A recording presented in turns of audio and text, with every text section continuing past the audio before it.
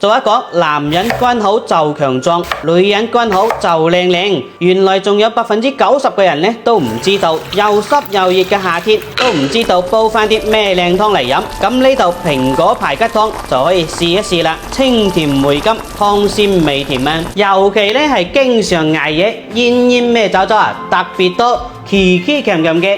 教豬啊又唔好嘅朋友仔，咁今日呢個靚湯啊，你就要勤力啲煲嚟飲啦。首先呢，準備一個好似我咁樣嘅肥嘟嘟嘅蘋果，加入適量嘅清水，加返1匙羹食用鹽，搓洗乾淨。呢一步啊，可以有效咁去除蘋果表面嘅果蠟，仲可以去除表面嘅農藥殘留啊。蘋果呢，從細到大，但凡啊過年過節，屋企嘅蘋果肯定剩低好多噶啦，食唔晒啊！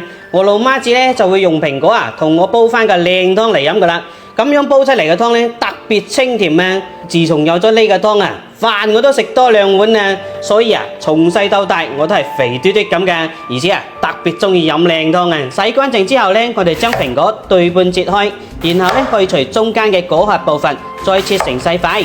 記得切口之後呢，浸泡喺清水入邊，咁樣嘅蘋果就唔會氧化變黑啦。跟住落嚟呢，我哋將10蚊雞買返嚟嘅排骨冷水落鑊，加入少少嘅料酒、少少嘅薑片，飛一飛水先。水緊之後，我哋撇一撇浮沫，然後呢將排骨撈出嚟，用溫水清洗乾淨。各位靚仔靚女，康仔呢每日都喺度分享煲湯嘅經驗同埋小技巧。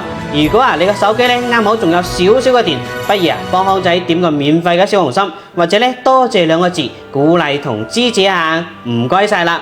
康仔喺呢度呢祝大家心想事成，笑口常開，越嚟越靚。砂煲入邊放入排骨、蘋果、麥冬、玉竹、西洋參、食附、陳皮、薑片，仲有3粒呢一個飲咗喉嚨定都舒服晒嘅福建鹹橄欖啊！我老媽子平常時煲湯煮水飲，最中意就係搭配呢個鹹橄欖啦。